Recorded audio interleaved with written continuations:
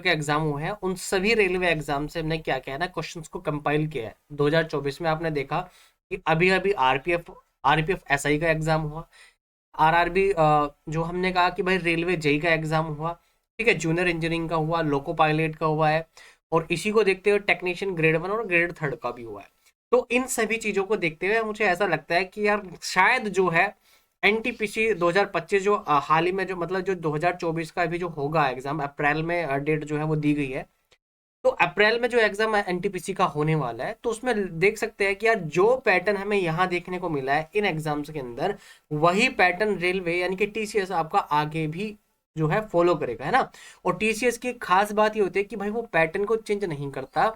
अगर कोई भी आज एग्जाम है, मतलब आपका अगर एसएससी का एग्जाम है, तो दोस्त वो क्या करता है, फिक्स्ड टाइप के क्वेश्चन बना देता है कि वही क्वेश्चन जो है बार बार रिपीट होंगे, उसी पैटर्न के आएंगे, बस हाँ क्वेश्चंस का जो डेटा होगा वो चेंज हो जाएगा, बाकी पैटर्न कभी नहीं बदलता। तो इसी को ध्यान में रखते हुए हमें बात करनी है, ठीक है, पजल टेस्ट की कि पजल में कौन कौन से क्वेश्चन पूछे गए। चले तो आज भाई स्टार्ट करते हैं टीसीएस का जलवा, पेपर लगेगा हलवा, और वाकई में आपको हलवा लगेगा अगर आप जो है सारी की सारी रीजनिंग यहाँ से करके जाओगे। तो मेरे दोस्त चैनल को पहले सब्सक्राइब कर देना है, लाइक और शेयर कर देना है।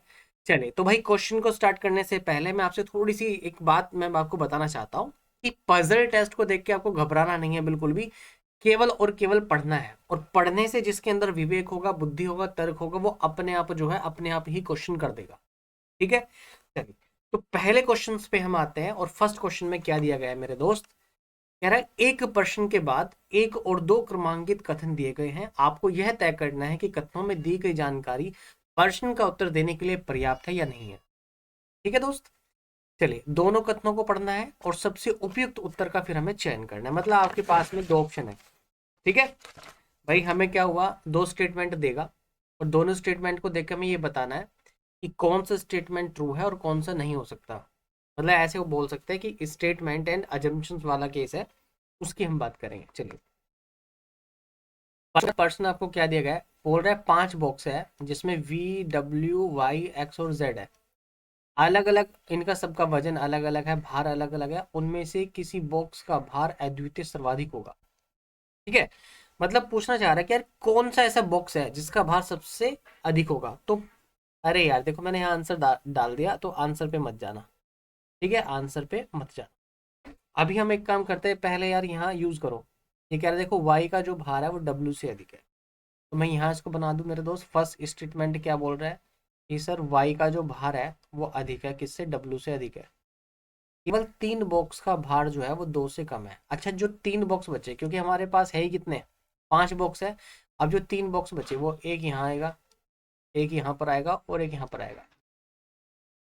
तो फर्स्ट वाले स्टेटमेंट से बता सकता हूँ कि सबसे अधिक भार किसका होगा, आप कहोगे जी हाँ, फर्स्ट वाले स्टेटमेंट से हम चूज करते हैं कि वाई का भार सबसे अधिक होगा। मतलब ये है कि पहला तो आंसर देने के लिए परफेक्ट है। अच्छा क्यों होगा ये देख लेना, केवल 3 बॉक्स ऐसे हैं जिनका भार 2 से कम है, तो केवल 3 का बॉक्स का मतलब है कि यार 3 ही बॉक्स हमारे पास बचे थे, और इन तीनों बॉक्सों का जो वजन है वो वाई और डब्ल्यू से कम ही होगा, ठीक, कम ही होगा। इसको इधर नहीं रख सकते, क्योंकि अगर आपने इसको इधर रख देना मेरे दोस्त, तो फिर वाई और डब्ल्यू का भार केवल 2 का छोटा हो जाता है, 2 का भार कम जाता।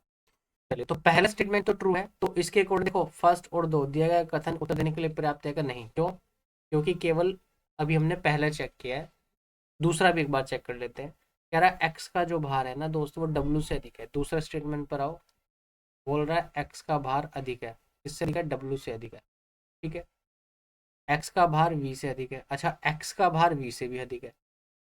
तो मेरे दोस्त अब हम इसमें फंस गए, क्वेश्चन में क्यों फंस गए, आप देखो ये कह रहा है कि एक्स डब्ल्यू से ज्यादा और एक्स वी से भी ज्यादा है, बट ये क्लेरिफिकेशन नहीं है कि वी और डब्ल्यू में कैलकुलेशन होगा। अगर वी और डब्ल्यू का कहीं ना कहीं मुझे कंपैरिजन जाता तो मैं बोल देता कि सेकंड वाले से भी हम आंसर दे सकते थे। तो इसलिए इस क्वेश्चन का आंसर होगा केवल पहला ही आंसर देने के लिए पर्याप्त है, दूसरा आंसर देने के लिए पर्याप्त है ही नहीं। तो इसलिए देखो पहले वाला ऑप्शन हमने कट कर दिया, दोनों से उत्तर नहीं दिया सकता। अच्छा फर्स्ट और सेकंड में दिया गया डेटा प्रश्न का उत्तर देने के लिए पर्याप्त नहीं है, तो ऐसा बिल्कुल भी नहीं है, पहले वाले से हम उत्तर दे सकते हैं, तो दूसरा भी इनकरेक्ट होगा। क्वेश्चन सी वाले क्वेश्चन पे देखो कि कथन सेकंड में दिया गया है कि डेटा प्रश्न का उत्तर देने के लिए पर्याप्त है। देखो सेकंड में उत्तर, सेकंड वाला तो पर्याप्त ही नहीं है, तो ऑप्शन सी भी कट हो जाएगा। तो इसलिए केवल एक ही ऑप्शन हमारा बचा, वो है option number D. Option number D क्या कह रहा है कि प्रश्न का उत्तर देने के लिए पर्याप्त है, कौन, कथन 1 तो बिल्कुल पर्याप्त है। अच्छा, जबकि सेकंड में डेटा दिया गया जो प्रश्न है वो उत्तर देने के लिए पर्याप्त नहीं है। तो option number D is the right answer of this question. Next question पे आगे मूव करते हैं। क्वेश्चन नंबर आगे आपके पास में सेकंड। चलिए, अच्छा लग रहा हो ना तो मेरे लाइक और सब्सक्राइब करके जरूर आना, क्योंकि मैंने क्या कहना भाई, जितनी भी क्लासेस रीजनिंग के अंदर पूरा एक रीजनिंग का कोर्स आपको फ्री दे रहा हूँ, तो इसको आपकी रिस्पॉन्सिबिलिटी मुझे सपोर्ट करना रहेगा और आपको जो है आपका बेनिफिट होगा। तो आपको शेयर भी करना है, भूलना नहीं है आपको शेयर करना है, आप दोस्तों को फायदा पाया होगा, हो सकता है आने वाले 2025 जिसमें आपको भी सिलेक्शन मिल जाए, है ना। तो क्वेश्चन नंबर सेकंड पर आ जाते हैं। यहाँ देखो, DEFKLM और N, प्रत्येक परीक्षा की सप्ताह के अलग अलग दिन होती है। तब 6 परीक्षाएं हो रही है और सप्ताह के अलग अलग दिन होती है, जो उसी सप्ताह के सोमवार से शुरू होती है। देखो, ये पढ़ना है कि शुरू कहाँ से हुई है, सोमवार से शुरू होती है और रविवार को समाप्त हो जाती है। अब देखिए, जब भी इस टाइप का क्वेश्चन आया तो आपको एक क्या करना है, बस मंडे से जाना, रविवार तक के दिन को लिख लेना है। तो हमने देखा पहले मंडे आता है, उसके बाद में क्या आएगा दोस्त, ट्यूसडे आएगा, उसके बाद में कितना आएगा, वेडनेसडे, फिर उसके बाद कितना आता है मेरे दोस्त, थर्सडे, फ्राइडे, सैटरडे और संडे, क्योंकि सोमवार से रविवार तक मतलब मंडे से संडे तक हम जाएंगे, है ना। अच्छा, इसमें थोड़ा सा हम कहाँ फंसते हैं कि यार हिंदी में दिन दे देता है, तो जब वो हिंदी में दिन देता है ना तो हम फंस जाते हैं, है ना। कभी कभी जो है पता नहीं रहता है कि यार कौन से दिन की बात कर रहा है। तो मैं इसको बना देता हूँ मेरे दोस्त, थोड़ा रफली हम डायग्राम बना देता हूँ। एग्जाम में भी आपको यही करना है, जस्ट आपने पढ़ा और एक टेबल आपने फॉर्मेस, है ना, टेबल का फॉर्मेशन आपने कर दिया, ठीक है। चलिए, अब इसमें भी मैं 2 पॉसिबिलिटी ले लूंगा, तो हो सकता है क्योंकि 2 पॉसिबिलिटी बनेगी तो बना देंगे, ठीक है। कह रहा है एन की परीक्षा गुरुवार को। अच्छा, कितने बच्चों को पता है कि यार गुरुवार किसको बोलते हैं हिंदी में? हिंदी में जो गुरुवार होता है वो थर्सडे को बोलते हैं, ध्यान रखना। थर्सडे का मतलब क्या होता है, गुरुवार को। तो एन की जो परीक्षा है ना मेरे दोस्त, वो कब है, एन की परीक्षा है गुरुवार को। तो गुरुवार मतलब हमने क्या समझा कि थर्सडे को है, तो इट्स मीन दैट कि मैं थर्सडे पर रख देता हूँ। देखो, जैसा जैसा कहता रहेगा वैसे वैसा आपको करना है। एन को मैंने रख दिया। फिर बोल रहा है कि एल की परीक्षा एन की परीक्षा से 2 दिन पहले है। देखो यहाँ पर पूछ रहे हैं ना, एल की परीक्षा एन से 2 दिन पहले, 2 दिन पहले। अच्छा देखो, एन का पेपर कब था, थर्सडे को था। थर्सडे में से 2 माइनस करो आप, थर्सडे से 2 दिन माइनस करोगे, इससे पहले वेडनेसडे, फिर कितना आएगा, ट्यूसडे आ जाएगा। तो मतलब एल की परीक्षा कब है, एल की परीक्षा होगी मेरे दोस्त ट्यूसडे को, तो 2 दिन पहले होगा। चलिए ठीक है, एन से 2 दिन पहले हो जाएगा। एफ और एल की परीक्षा के बीच केवल 4 व्यक्तियों की परीक्षा है। तो एल और एफ के बीच मतलब देखो, तो एल के और इसके बीच जाओ, 1 2 3 और 4, मतलब एफ की परीक्षा क्या होगी, एफ की परीक्षा हो जाएगी मेरे दोस्त यहाँ पर संडे में पड़ रही है। केवल 4 व्यक्ति इन दोनों के बीच में, तो 4 व्यक्ति मैंने बिठा दिए, ठीक है। एल और एफ के बीच में 4 व्यक्ति थे तो मैंने चारों व्यक्ति को बैठा दिया। एल की परीक्षा के बाद किसी दिन डी की परीक्षा है ना। एल की परीक्षा के बाद किसी दिन डी की परीक्षा है और ई की परीक्षा से ठीक पहले है। देखो उसने क्या बोला कि एल के बाद तो डी की परीक्षा है, लेकिन किससे पहले, ई की परीक्षा से पहले। तो इसका मतलब डी और ई इकट्ठा आएगा जहां भी आएगा। अब केवल एक ही पॉसिबिलिटी मुझे दिख रही है जहाँ इकट्ठा मैं रख सकता हूँ, ई यहाँ पर हो जाएगा, डी यहाँ पर हो जाएगा। एक एक पर्सन बच गया, उसको भी देख लेते हैं भाई, ठीक है। एल की परीक्षा के बाद किसी दिन, एम एम होना चाहिए था ना, एम की परीक्षा होगी। क्वेश्चंस में गड़बड़ तो नहीं है, ठीक है, ठीक दिन पहले है और ई और एम की परीक्षा के बीच में कितने, तो है ना। क्वेश्चंस में थोड़ा सा मुझे, अच्छा एम छूट गया मैंने, है ना। देखो यहाँ पर एम छूट गया मेरे भाई।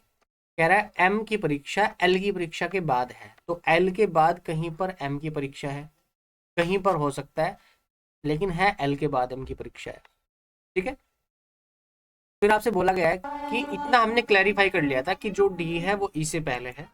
तो देखो एक चीज रह गई बस, जैसे ही एक चीज यहाँ पर क्लियर होगी ना, उसके बाद हमारा क्वेश्चन का आंसर आ जाएगा।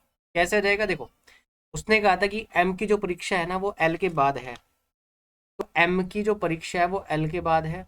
तो देखो एल के बाद एक ही स्थान बचा है जहां एम आ सकता है, तो एम यहाँ पर आ जाएगा दोस्त, जो बचा के वो यहाँ पर आ जाएगा, ठीक है मेरे दोस्त।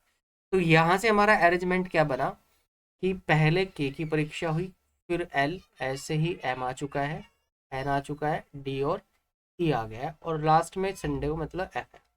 आपसे क्या पूछा गया है, ई और एम की परीक्षाओं के बीच में कितने व्यक्तियों की परीक्षा है, खुद बताइए मेरे दोस्त। यहाँ से देखो, यार ये ई यहाँ पर हो गया और एम यहाँ हो गया, इन दोनों के बीच कितने व्यक्ति है, केवल दो ही व्यक्ति आ रहे हैं, तो ऑप्शन नंबर डी इसका राइट आंसर बन जाएगा। तो कैसा लगा मेरे दोस्त, मेरे भाई क्वेश्चंस कैसा लगा, एक बार यार जल्दी से बताओ, है ना। चलिए आई होप जो है यार सॉल्यूशन आपको पसंद आ रहा होगा। ये देखो यार क्वेश्चन नंबर थर्ड देखो, इतने बड़े क्वेश्चंस को देख के ना आपको घबराना नहीं है बिल्कुल, ठीक है। इतने बड़े क्वेश्चंस को देख के आपको घबराना नहीं है, ये नहीं फील करना है यार ये कैसे होगा। तो केवल और केवल आपका काम क्या है, उस क्वेश्चन को पढ़ो और उसको समझो कि यार कहना क्या चाहता है। देखिए पांच व्यक्ति हैं यहाँ पर भी, जैसे पहला हमने क्वेश्चन किया था उसमें पांच व्यक्ति थे, ए बी सी डी और ई है, प्रत्येक का भार अलग अलग है, बिल्कुल उसी टाइप का क्वेश्चन है। तो सबसे अधिक भार किसका होगा ये बता दो, सबसे ज्यादा भार किसका होगा ये बता दो। कह रहा है ए का भार सी से अधिक है, पहले स्टेटमेंट को देखो, पहले स्टेटमेंट के लिए मैं बना रहा हूँ भाई, ए का जो भार है वो सी से तो अधिक है, चलिए, लेकिन डी से कम है, लेकिन डी से कम है। आप एक बात बताओ, दो बंदे बचे मेरे पास में, एक तो बी बच गया और एक ई बच, क्या बता सकते हो किसका ज्यादा है किसका कम है। हम नहीं बता सकते, मतलब कंक्लूजन ये निकला कि पहला स्टेटमेंट से हम नहीं बता सकते कि किसका भार सबसे अधिक होगा, क्योंकि बी और ई में उलझ कर रह गए, बी और ई का उसने कुछ दिया ही नहीं है, ठीक है। चलिए अब हम चलते हैं क्वेश्चन नंबर सॉरी सेकंड पे देख लेते हैं। कह रहा बी का भार सबसे अधिक नहीं है, अच्छा ये कह रहा भाई, कह रहा बी का भार सबसे अधिक नहीं है, मतलब सबसे टॉप लेवल पर नहीं हो सकता। तो पांच व्यक्ति बिठाता हूं अगर मैं, एक दो तीन चार और पांच, तो बी पहले नंबर पे नहीं हो सकता, और ई का भार सबसे कम नहीं है, मतलब ई यहाँ पर नहीं हो सकता। तो देखो उसने कुछ भी नहीं दिया यार, तो हम कैसे बता सकते हैं, पहला भी कंक्लूजन फॉलो नहीं करेगा दूसरा भी कंक्लूजन फॉलो नहीं करेगा। तो हम इस क्वेश्चन का आंसर क्या लगाएंगे, ना तो पहला ना ही दूसरा, कहीं पर ढूंढो कहां पर है। तो कथन एक और दो दोनों प्रश्न का उत्तर देने के लिए पर्याप्त नहीं है, तो बिल्कुल सही बात कर रहा है। ना तो पहले से आंसर आप निकाल सकते हो कि सबसे अधिक भार किसका है, ना ही आप दूसरे स्टेटमेंट से बता सकते हो कि किस सबसे अधिक भार किसका है। तो हम पहले और दूसरे से दोनों का कंक्लूजन भी अगर मिला देना तब भी आप उत्तर नहीं दे पाएंगे, क्योंकि उसने बी और ई में कंफ्यूजन क्रिएट कर दिया है। So right option is the option A. कब आया है 18, अच्छा आपको तो दिखाई नहीं दे रहा होगा यार, इधर का है ना, थोड़ा सा मुझे चेंज करना पड़ेगा, इस साइड का आपको दिखाई नहीं दे रहा होगा ना ऑप्शन, कोई बात नहीं है। जब तक आपका भाई है भाई कोई प्रॉब्लम नहीं होने वाली आपको, ठीक है। चलो अच्छा इतना मैं कर रहा हूँ ना, इतना यार थोड़ा सा सब एक काम करो, लाइक करो यार चैनल को ना इतना, ठीक है मेरे दोस्त, चैनल को लाइक कर दो। चलिए आ जाओ, अब शायद आपको दिख रहा होगा ना, एक बार फिर से आप देख लेना कि ऑप्शंस क्या है। वैसे तो अच्छी बात थी कि ऑप्शन आपको नहीं दिखा होगा, बट जिसको नहीं दिखा था अब देख सकता है वो बंदा। चलिए तो नेक्स्ट क्वेश्चन पर आते हैं यार, क्वेश्चन नंबर 4 आ जाता है हमारा। 4% यहाँ पर देखो, क्वेश्चन नंबर 4 में क्या है, A B C D F और एच कितने व्यक्ति हो गए, 2 4 5। पहले ना गिन लिया करो कि यार कितने व्यक्ति हो गए हमारे पास, तो पांच व्यक्ति है, अलग अलग अंक प्राप्त करते हैं, और बी और डी के बीच में केवल एक व्यक्ति है जो बी और डी के बीच में जिसका मार्क है। तो अब ध्यान से देखना, बी और डी के बीच में अगर मैं बात करता हूँ तो एक व्यक्ति यहाँ हो सकता है, या फिर डी और बी के बीच में एक व्यक्ति ऐसे भी हो सकता है, क्योंकि मुझे नहीं पता किसके नंबर कम है किसके नंबर ज्यादा है, वो हमें क्वेश्चन ही बताएगा। एच और बी के बीच में ना केवल तीन व्यक्ति है मेरे दो, एच और बी के बीच में केवल तीन व्यक्ति है। तो मैं एक काम करता हूँ, एक दो और तीन व्यक्ति ले लेते हैं एच और बी के बीच में। एच और बी के बीच में अगर हम बात करें तो हो सकता है, देखो एक बार मैंने ऐसे लिया, हो सकता है ऐसे हो, एच और बी के बीच में एक दो और तीन व्यक्ति हो सकता है ऐसे हो। चलिए एफ और बी के बीच में किसी भी व्यक्ति ने अंक प्राप्त नहीं किया, मतलब एफ और बी के बीच में कोई भी व्यक्ति नहीं आता। तो आप देखो यहाँ पर टोटल नंबर ऑफ पर्सन कितने हैं मेरे पास केवल पांच लोग हैं, पांच ही आदमी हैं। इस क्वेश्चन में कितने हो गए, एक दो तीन चार पाँच छः सात, मतलब ये पॉसिबिलिटी तो मैं नहीं ले सकता। तो फिर पॉसिबिलिटी कौन सी बनी, देखो ये पांच पॉसिबिलिटी बन रही है, एक्यूरेट बन रही है, तो एफ यहाँ पर आ जाएगा दोस्त, क्योंकि कह रहा है ना बी और एफ के बीच में किसी ने मार्क्स ही नहीं प्राप्त किया। तो एफ को कहाँ रखा जाएगा, ऊपर नहीं रख सकता, क्यों, क्योंकि टोटल नंबर ऑफ पर्सन 6 हो जाएंगे, टोटल नंबर ऑफ पर्सन हमारे पास पांच ही है, तो मुझे पांच ही रखना पड़ेगा। तो उसका मतलब आएगा ऊपर बी होगा, इसके नीचे कितना आएगा, एफ आएगा, डी, और एक पर्सन जो बच गया उसको यहाँ रख देना, यानी कि सी यहाँ आ जाएगा। देखो पांच व्यक्तियों का क्रमांक बन गया। इंक्रीजिंग ऑर्डर है कि डिक्रीजिंग ऑर्डर है? कह रहा है एफ के जो अंक है ना वो बी के अंकों से अधिक है। भाई बी से तो अधिक है, मतलब ये जो नीचे की तरफ जा रहा है वो इंक्रीजिंग ऑर्डर है आपका, बढ़ते क्रम में है। तो आपको बताना है सी से कम अंक कितने व्यक्ति जिसने सी से कम अंक प्राप्त करे हैं। तो सी से अंक कम जिसने प्राप्त किए हैं ये 3 व्यक्ति दिखाई दे रहे हैं, देखो जो सी से कम अंक प्राप्त कर रहे हैं। तो इस क्वेश्चन का आंसर ऑप्शन नंबर 3 डी आ जाएगा, है ना। देखो डी आ गया, ऑप्शन डी है, मीन्स 3 इसका राइट आंसर होगा। नेक्स्ट क्वेश्चन पे। अच्छा कब आया ये आपका आया 16 दिसंबर, अभी हाल ही में लास्ट मंथ की हम बात कर रहे हैं, 16 दिसंबर की बात कर रहे हैं 2024 में। कहाँ आया ये क्वेश्चन? आया था आरआरबी जेई के अंदर देखने को मिलता है, जूनियर इंजीनियरिंग में आया। अब देखो उस लेवल के क्वेश्चंस आ रहे हैं, तो इसी लेवल के क्वेश्चंस आपको एनटीपीसी में भी देखने को मिलेंगे।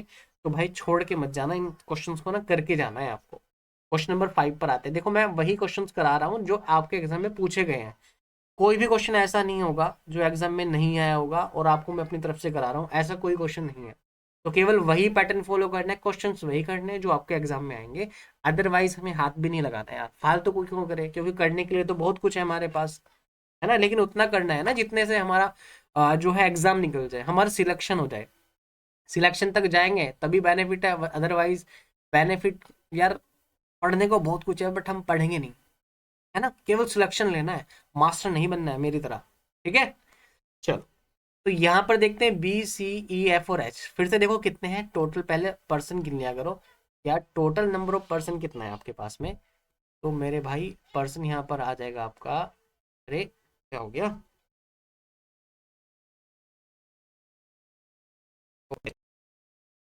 है ना? हटा देते हैं भाई, देखो अभी इसको अभी इरेज करते हैं मेरे दोस्त।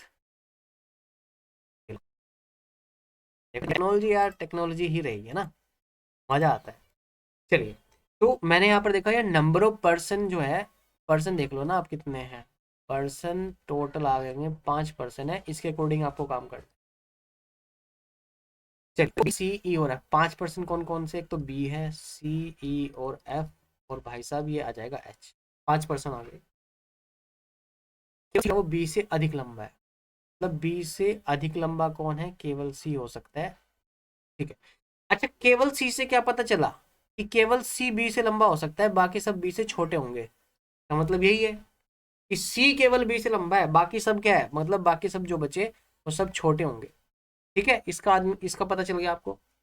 अब कह रहा है कि यार ई जो है वो एच से अधिक लंबा है, तो ई एच से अधिक लंबा है, ठीक है। केवल 2 व्यक्ति ही एफ और सी के बीच में बैठे हैं। अच्छा अगर एफ और सी के बीच में 2 व्यक्ति बिठाने हैं तो सी यहाँ पर है एक, और दो एक बंदा यहाँ बैठेगा कहीं, ठीक है। तो एक आएगा यहाँ पर, तो ये आ जाएगा एफ।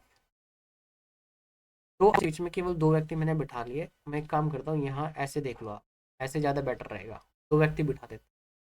अच्छा लेकिन मुझे तो टोटल पर्सन 5 ही करने हैं। अगर मैं ई और एच को एक साथ बिठा दूंगा और यहाँ बी बैठा है, ध्यान रखना यहाँ बी बैठा है, तो यहाँ केवल एक ही पर्सन आ सकता है, वो कौन आएगा, ई। क्यों? क्योंकि भाई ई जो है ना वो एच से बड़ा है, तो एच यहाँ पर आ जाएगा। तो हमारा कंक्लूजन यहाँ से क्या बनेगा, ये आ जाएगा ई दोस्त, और ये आएगा मेरे पास में H। तो ये हमारा बन के अरेंजमेंट तैयार हो गया। अब व्यक्तियों की जो लंबाई है वो एच और बी के बीच में, एच और बी के बीच में कितने पर्सन दिखाई दे रहे हैं, 2%, तो option D is the right answer. अच्छा किसी के मन में ना डाउट चल रहा होगा कि जब हमें ये बताया गया था कि ई जो है वो एच से बड़ा है, तो भाई उसने ये नहीं कहा था कि ठीक एच से बड़ा है। इसलिए मैं देखो अगर मैं इसको ऐसे करता सी बी, ई और एच, तो कंडीशन ना गलत हो जाती, कैसे हो जाती, क्योंकि एफ और सी के बीच में केवल 2 ही व्यक्ति हो सकते हैं, और अब देखो एफ और सी के बीच में कितने व्यक्ति हो गए, 3 व्यक्ति हो गए।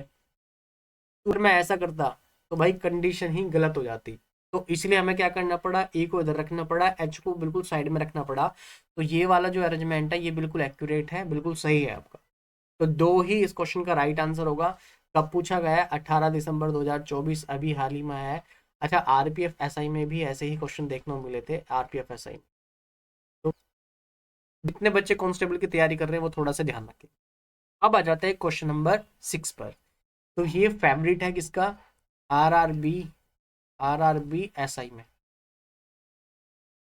है ना, वाली पोस्ट थी। और ये आरआरबी जेई में भी आपसे पूछा गया है, जेई में भी आया है, 18 दिसंबर को आया है। ठीक है दोस्त, 18 दिसंबर को आया है। टी यू और वी टोटल पहले काउंट करो कितने हैं, 2 4 6 7 व्यक्ति है। और परीक्षा जो है वो सोमवार से शुरू होती है और फिर रविवार को खत्म हो जाती है। मतलब ठीक वही पैटर्न हमें बनाना पड़ेगा कि पहले मेरे दोस्त क्या आएगा, आप कहोगे सर पहले आएगा मंडे, फिर आ जाएगा ट्यूसडे, फिर आएगा वेडनेसडे। जब भी ऐसा क्वेश्चन देखो ना, बनाना दिन लिखना स्टार्ट कर दो, थर्सडे, फ्राइडे, सैटरडे, और फिर सबसे बाद में क्या आएगा, संडे, क्योंकि सोमवार से रविवार तक चला। ठीक है दोस्त। कह रहा है पी की जो परीक्षा के बाद केवल 5 लोगों की परीक्षा है, केवल 5 लोगों की परीक्षा है पी के बाद, तो पी को कहाँ बिठाऊं जो उसके बाद केवल 5 बचे। तो पहले काउंट कर लो, 1 2 3 4 5, मतलब पी की जो परीक्षा है वो रविवार को हो जाएगी। आप बताओ यार, इससे आप सहमत हो या नहीं हो, क्योंकि वो खुद क्वेश्चन ना खुद बताता है आपको कि करना क्या है। तो पी के बाद केवल 5 लोगों की परीक्षा है, मैंने पी को यहाँ बिठा दी, इसके बाद 5 काउंट कर लो, 1 2 3 4 और 5। ठीक है। परीक्षा से पहले केवल 3 लोगों की परीक्षा है, तो केवल 3 लोग आते हैं टी से पहले, तो टी को मुझे यहाँ बिठाना पड़ेगा। आप देखो टी से पहले 1 2 3, 3 दिन आ गई। चलिए, क्यू की परीक्षा वी की परीक्षा के तो ठीक बाद है, ठीक बाद। देखो वी के ठीक बाद तो है क्यू की परीक्षा, लेकिन यू की परीक्षा से पहले है, तो यू से पहले है। मतलब आप देखो कि ये जो अरेंजमेंट है ना 3 वाला, वो कहाँ रख सकता हूँ मैं एक साथ। देखो यहाँ रखना पॉसिबल नहीं है, यहाँ भी नहीं रख सकते, तो केवल यहीं पर मैं रख सकता हूँ। तो मेरा अरेंजमेंट बन गया वी क्यू और U। चलिए एक्स की एस की जो परीक्षा है वो सोमवार को नहीं है। अगर भाई एस की परीक्षा सोमवार को नहीं, तो सिंपल सी बात है, अब जो बचा उसको यहाँ रख देना। क्या छूट गया, आर, आर बच गया आर। देखो कितना इजी क्वेश्चन था ना, इजी क्वेश्चन, तो इजी बना दिया ना। ठीक है। चलिए, तो आपसे क्या पूछा गया है दोस्त, क्यू और आर की परीक्षा के बीच में कितने लोगों की परीक्षा है। तो भाई क्यू को मार्क करो, आर को मार्क करो, इनके बीच में काउंट करो कितने व्यक्ति बैठे हैं। देखो 4 बंदे बैठे हैं, तो ऑप्शन कितना आएगा, option A is the correct answer. कैसा लगा यार क्वेश्चन, एक बार भाई कमेंट सेक्शन में बता दो आप। नेक्स्ट क्वेश्चन पे आता है, क्वेश्चन नंबर है 7। फिर से देखो बिल्कुल same as it is question है, इधर से उधर भी आपको नहीं हिलना है ना। चेंज तो नहीं है कुछ, देख लेता हूँ एक बार, है ना। हाँ बिल्कुल भाई, क्वेश्चन देखो, डेटा आपका वही रहा, बट उसने क्वेश्चन को ही चेंज कर दिया इस बार। फिर से आप देखिए कि जो परीक्षा है वो सोमवार से शुरू होती है और कहाँ, रविवार को जाके समाप्त हो रही है। तो सबसे पहले हमें क्या करना है, वही दोस्त हमें दिन लिख देना है। पहले मंडे आएगा, फिर ट्यूसडे आता है, फिर वेडनेसडे आता है, फिर आपका थर्सडे आएगा, फ्राइडे आता है, सैटरडे और संडे। ठीक, सैटरडे और संडे। इस बार उसने एक चीज कही है कि क्यू की जो परीक्षा है वो शनिवार को है। यहाँ पर आ जाओ, देखो क्या परीक्षा शनिवार को है, तो शनिवार को कौन एग्जाम देने के लिए जा रहा है, क्यू। यू बाद 4 व्यक्तियों की परीक्षा है, तो यू के बाद 4, तो यू को कहाँ बैठाना पड़ेगा, आप खुद बताइए अब आप कि यू को कहाँ बैठाऊं कि उसके बाद केवल 4 ही बंदे परीक्षा दे। तो 4 ही बंदे परीक्षा दे, मतलब यू को मुझे यहाँ बैठाना पड़ेगा। देखो इसके बाद 4 व्यक्ति बचे, केवल 4 व्यक्ति बचे। आर, यहाँ से पढ़ो, आर की परीक्षा टी के ठीक पहले, भाई टी से ठीक पहले आर की परीक्षा है, लेकिन सोमवार को नहीं है। तो आर की परीक्षा सोमवार को नहीं हो सकती, मतलब मैं यहाँ आर और टी को नहीं बैठा सकता, ये नहीं कर सकता। तो आर और टी को एक साथ यहाँ बैठाना पड़ेगा, आर यहाँ पर आएगा, टी यहाँ पर आ जाएगा। ठीक है दोस्त, समझ गए आप। चलिए, एस की परीक्षा पी के बाद और यू से पहले है। एस की जो परीक्षा है वो पी के तो बाद है, पी के बाद है, और यू से पहले, यू से पहले। अब आप देखो ये 3 वाला पैटर्न कहाँ रख सकता हूँ मैं, केवल एक ही स्पेस बच रहा है कि पी यहाँ रख दूँ, एस यहाँ रख दूँ, और यू से पहले तो यहाँ रख दो। ठीक है। आपसे पूछा गया आर और वी की परीक्षाओं के बीच में कितने व्यक्तियों की परीक्षा है, तो भाई वी वे बच गया। आर और वी के बीच में कितने व्यक्ति आ रहे हैं, केवल 2। कितने आदमी थे, 2 आदमी थे मेरे भाई। ठीक है, कब पूछा गया, 18 दिसंबर को ही पूछा गया आपसे ये भी क्वेश्चन। नेक्स्ट क्वेश्चन पे आते हैं, क्वेश्चन नंबर 8। क्वेश्चन नंबर 8 पर आ जाते हैं। तो ठीक देखो यार, सेम पैटर्न के क्वेश्चन आ रहे हैं आपके पास। हमने पहला क्वेश्चन किया, हमने तीसरा क्वेश्चन करा, उसमें 5 व्यक्ति थे जिनके अलग अलग भार थे। सबसे अधिक भार किसका था वो हमें उसमें बताना था। यहाँ पर देखिए 5 पेड़ है हमारे पास। प्रश्न क्या है? 5 पेड़ है जिसमें एस एम एन और ए है। ये ऊंचाई, इनकी ऊंचाइयां अलग अलग है। उनमें से सबसे ऊंचा पेड़ कौन सा है? देखो वहां पूछा गया था सबसे ज्यादा भार किसका है, यहाँ क्या पूछा गया? सबसे ऊंचा पेड़ कौन सा है। तो आप ये देखिए मेरे दोस्त, कह रहा है एन की जो ऊंचाई है वो ए से अधिक है। तो मैं पहले स्टेटमेंट बनाता हूँ कि सर एन की ऊंचाई ए से तो अधिक है। अच्छा, और ए की ऊंचाई एम से अधिक है, ए की ऊंचाई एम से अधिक है। तो सबसे बड़ा पेड़ या सबसे ऊंचा पेड़ कौन सा है मैं नहीं बता सकता। पहले केवल पहला स्टेटमेंट तो ट्रू है नहीं। क्यों? क्योंकि ओ क्या बचा? ओ और एस बच गया, इन दोनों के बारे में तो कोई जानकारी ही नहीं है। तो केवल अगर वह पहला यहाँ पर दे जाएगा तो वो तो आंसर हमारा गलत हो जाएगा। अब हम देख लेते हैं क्वेश्चन, ऑप्शन जो सेकंड वाला है हमारा। एस की ऊंचाई एम से अधिक है बोल रहे हैं ना, देखो एस की जो ऊंचाई है वो एम से अधिक है। अच्छा, और एस की ऊंचाई ओ से कम है, ओ से कम है, मतलब क्या हो जाएगा?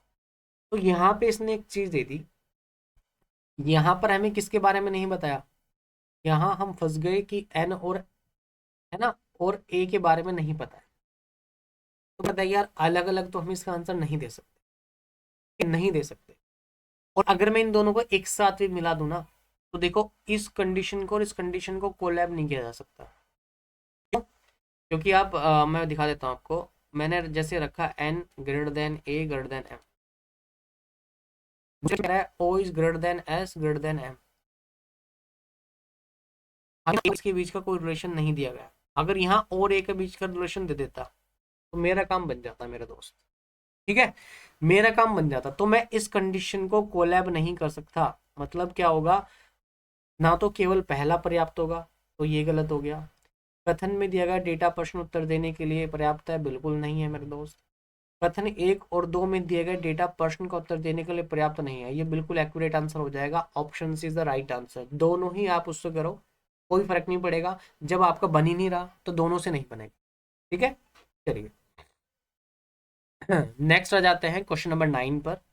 और ज्यादा क्वेश्चन नहीं है, 8 है ना, लगभग 4 या 5 क्वेश्चन और बचे हैं शायद इसके बाद में। तो क्वेश्चन नंबर 9 को फटाक से कर लेते हैं। बी सी ई एफ और एच की लंबाई अलग अलग है, बी सी से अधिक लंबा है। देखो वही वाला क्वेश्चन है कि ये दोस्त बी सी से तो अधिक लंबा है।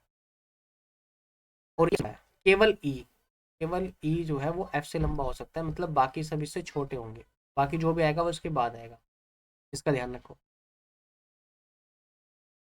एच, एच बी से अधिक लंबा है एच। ठीक हो गया एच। तो कितने व्यक्ति जो है वो सी से अधिक लंबे हैं? अब बताओ कि केवल ई और एफ, तो ई और एफ के इधर ही आ सकता है। तो मैं एक काम करता हूँ, बस इस कंडीशन को ध्यान में रखना है, जहां केवल आ जाएगा उस कंडीशन को ध्यान में रखना। ई एफ से छोटा हो सकता है, ई एफ से छोटा है, तो एफ से छोटा बनाना है ना मेरे दोस्त। एफ से छोटा केवल ई हो सकता है ना, मैंने गलत पढ़ लिया था। तो ये कंडीशन ना हो के हमारी ये कंडीशन फॉलो करेगी, जो भी आएगा वो उसके आगे आ जाएगा। मतलब ये वाली कंडीशन उठा के इसके यहाँ पे रख दो, तो ये आएगा H greater than B greater than C, और अरेंजमेंट कंप्लीट हो। तो सी से अधिक कितने लंबे व्यक्ति है? सी से अधिक केवल 2 ही व्यक्ति है, हमारा ऑप्शन बी राइट आंसर बने। ठीक है, एक बार और बता देता हूँ दोस्त, एच ग्रेटर देन बी और ग्रेटर देन सी था हमारे, ई ही एफ से छोटा है, तो एफ से छोटा केवल एक बंदा हो सकता है, तो एफ से छोटा ई हो सकता है ना, एफ से छोटा हो सकता है। हम्म, F केवल ई होगा। तो मेरे भाई हमको ना इसको यार आगे ही रखना पड़ेगा दोस्त, है ना। अच्छा हो सकता है ई, तो उसका मतलब है बाकी सबसे बड़ा होगा ना, तो बाकी सबसे बड़ा होगा, तो ई ग्रेटर देन एफ ई, है ना। माफी चाहता हूँ भाई उसके लिए। तो हमारा जो ये अरेंजमेंट मैंने बाद में बनाया ना, ये हमारा कंप्लीट है, ये हमारा सही है। तो इसको हम नहीं कर सकते, है ना। चलो, ये खत्म हो गया। तो इसके अकॉर्डिंग हमारा आंसर क्या होगा? सी से अधिक कितने लंबे लोग हैं? तो सी से अधिक जो है वो 4 आ जाएंगे। ठीक, 4 हमारा राइट आंसर है। मैं इसको भी हटा देता हूँ दोस्त। तो ऑप्शन 2 मैंने गलत यहाँ पर लगा दिया, माफी चाहता हूँ इसके लिए, है ना। तो 4 व्यक्ति आएंगे सर, केवल 4 व्यक्ति ऐसे जो सी से अधिक लंबे हैं। ठीक है, कंडीशन समझ में आए ना? देखो ये जो कंडीशन है ना, ये हमें बताती है कि भाई किससे छोटा करना है, किससे बड़ा करना है। अगर आपने इस कंडीशन को सही से नहीं समझ पाए तो फिर मामला गड़बड़ हो जाएगा, जैसे मैंने गड़बड़ कर दिया था। ठीक है, चलिए नेक्स्ट आ जाते हैं क्वेश्चन नंबर 10। देखो यार ये बिल्कुल न्यू पैटर्न है, न्यू पैटर्न है। आज से पहले पजल्स में ऐसा पैटर्न नहीं देखने को मिला था। इस पैटर्न को मत छोड़ो, है ना? ये आपका मैथमेटिक्स और रीजनिंग दोनों का कोलैबोरेशन है। तो बिल्कुल न्यू पैटर्न आपसे पूछा गया था। ये कब पूछा गया दोस्त? ये भी आरआरबी जेई के हम क्वेश्चंस कर रहे हैं, लगा रहे हैं, और आरपीएफ में भी इस टाइप का क्वेश्चन देखने को मिला था। आरपीएफ एसआई का एग्जाम अभी तक हुआ है, तो जो कांस्टेबल वाले बच्चे हैं उनको थोड़ा सा ध्यान रखना। ये 5 व्यक्ति दे दिया गया है, ए बी सी डी और ई, जिसमें सी की जो आयु है वो ए की आयु की दुगनी है। तो आपको करना कुछ नहीं है, जो जो आपसे कह रहा है कि सी की आयु ए की दुगनी है तो ए का दुगना कर दिया। अच्छा, ए की आयु डी की 3 गुनी है, तो भाई ए की जो आयु है ना वो डी से 3 गुना कर दिया। फिर कह रहा है डी की आयु बी की आयु का 5वां भाग है, तो डी की आयु बी का 5वां भाग, मतलब b/5 आ जाएगा। ठीक है, बी की आयु, अगर बी की आयु 45 साल का है, आप देखो अगर बी 45 साल का है तो इसको 5 से भाग कर दूंगा मैं दोस्त, कितना आएगा? 9। कितना आएगा? 9 आ जाएगा। सीधा सीधा सा सिंपल सा बात है। 1/5 भाग, अगर बी आपका 45 साल का है तो डी निकल के आ गया, इसका मतलब डी आ जाएगा 9 साल का। तो यहाँ से डी 9 साल का निकाल दिया। अच्छा यहाँ देखो ए बराबर कितना आ जाएगा दोस्त? 3D है, तो 3 × 9 यानी कि 9×27 साल का ए आ जाएगा। ए निकाला, मैं सी निकाल सकता हूँ। सी कितना है? 2 × A। ठीक है, बाकी 27×2 = 54। मैं कहा था ना, ये रीजनिंग और हमारा जो मैथमेटिक्स सब्जेक्ट होता है ना, उन दोनों को कॉम्बिनेशन करते हैं। न्यू पैटर्न बना दिया भाई टीसीएस ने, और इतना प्यारा बनाया ना। आप देखो यार कितना इजीली और स्मूथली बन गया। बस कंडीशन ये थी, ये आपको आना चाहिए, यानी कि रेशियो अगर आपको पता है तो आप निकाल सकते हो। अदरवाइज मेरे भाई जिसको रेशियो नहीं आता ना, वो बंदा नहीं कर पाएगा इसको। ये जिसकी समझ में नहीं आया, अगर लैंग्वेज समझ में नहीं तो फिर आप गए। अच्छा एक लाइन और पढ़ लो यहाँ पर, यदि ई की जो आयु है वो सी के बराबर है, तो भाई सी की आयु कितनी है? सी की आयु है 54 वर्ष, तो ई की आयु भी कितनी आ जाएगी? 54 वर्ष हो जाएगी। तो सी और ई की जो आयु है ये 54 साल की आ जाएगी। तो राइट आंसर ऑप्शन सी बन जाएगा मेरे दोस्त इसका। ठीक है, समझ आया? आगे बढ़ते हैं, क्वेश्चन नंबर 11 को करते हैं। इट इज जो है यार, क्वेश्चन बिल्कुल जो है इसी टाइप से है। तो देखते हैं कौन सा दोस्त मेरा आंसर सही देने वाला है। 5 व्यक्ति ले लो आप, ए बी सी डी और ई, ये 5 बंदे हैं, इनमें रिलेशन दिया गया है। भाई साहब डी की जो आयु है वो सी की आयु का 4 गुना है, तो मुझे पता है कि डी की जो आयु है वो 4 गुना आ जाएगा, किसके? सी के 4 गुने के बराबर है। अच्छा ए की आयु, यहाँ से देखो ए की आयु सी है ना, तो इट्स मीन दैट ए की जो आयु है वो सी के 2 गुनी के बराबर है। डी की आयु बी की 5 गुनी है, बी की आयु बी के 5 गुनी है, तो 5 गुना हो गया बी का 5 गुना। ठीक है, बी की आयु अगर 12 साल की है, आप बताओ अगर बी की आयु 12 वर्ष है तो 5 × 12 मतलब डी कितना आ जाएगा? 60 साल का हो जाएगा डी। डी की आयु 60 साल। अच्छा जो डी की आयु है, देखो डी की जो आयु है उसका 4 गुना सी है, मतलब अगर मैं यहाँ ऐसे रखता हूँ कि यहाँ मैं 60 रख देता हूँ, यानी कि 60 बराबर है 4 सी। तो 4 से 15 बार जाएगा, मतलब सी की जो आयु आएगी वो आएगी 15 साल। तो यहीं लिख देता हूँ, सी आ जाएगा 15 साल का।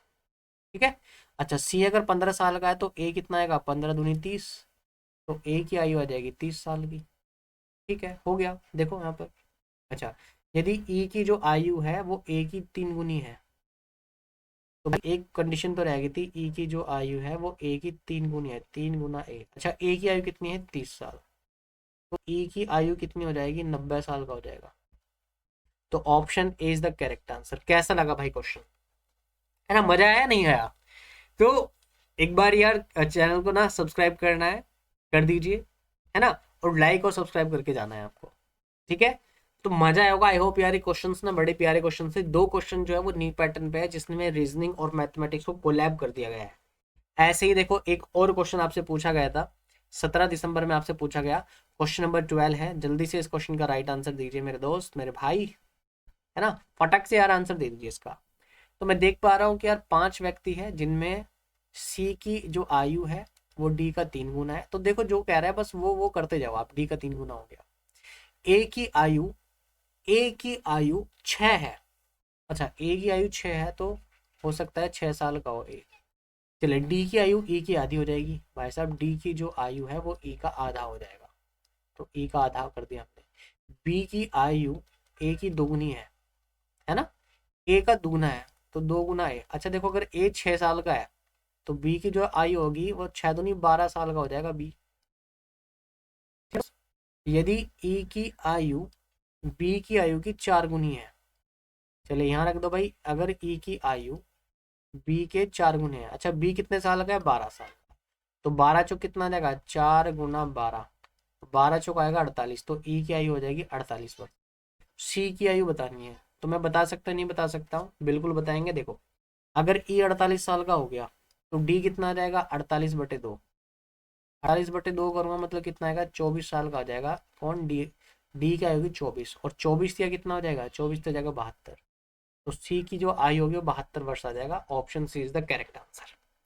मजा आ रहा होगा भाई, है ना, बिल्कुल मतलब हलवा क्वेश्चन है, जिस बच्चे को रेशियो आता है और ना ये कंडीशन समझ में आती है, तो ये आरपीएफ एसआई है, पूछे गए क्वेश्चन है आपके। ठीक है मेरे भाई, टेक्नीशियन ग्रेड 1 ग्रेड 3 में 2-3 क्वेश्चन पूछे गए, वो कहीं ना कहीं आ जाएंगे आपके पास। क्वेश्चन नंबर 13 देखो, ये ठीक वैसा ही क्वेश्चन है, इसको आप लगा लेना। मैं एक लास्ट क्वेश्चन आपको और करा देता हूँ, है ना, लास्ट क्वेश्चन और करा देता हूँ। हालांकि मैंने यार इस टाइप के देखो कितने, 3 या 4 क्वेश्चन मैंने इस टाइप के कराए आपको, जैसे क्वेश्चन नंबर 13 है और क्वेश्चन नंबर 14 है। तो 2 क्वेश्चंस को मैं मेरे दोस्त आपके लिए छोड़ता हूँ, और फिर हम अगली जो नेक्स्ट वीडियो आएगी उसमें हम सर्कुलर अरेंजमेंट की बात करेंगे, ठीक है। तो जितनी भी शिफ्ट्स है उन सब का टोटली निचोड़ पर हम बात करेंगे। अभी तक हमने टॉप 50 क्वेश्चंस हम देख रहे थे, एक्चुअल में 50 क्वेश्चंस करना पॉसिबल ही नहीं होता यार, एक वीडियो में पॉसिबल नहीं कराऊंगा, अभी तक वीडियो बहुत लंबी हो जाएगी, बोरिंग कर देगा, ठीक है। तो भाई कैसी लगी ये वीडियो आपको जो है कमेंट करना है, एंड हाँ, सब्सक्राइब लाइक करके जाना है और मुझे बताना है कि मुझे फीडबैक देना है कि और क्या मैं आपके लिए बेहतर कर सकता हूं। तो चलिए आज की क्लास में बस इतना ही, मिलते हैं नेक्स्ट वीडियो में, तब तक के लिए बाय बाय, टेक केयर।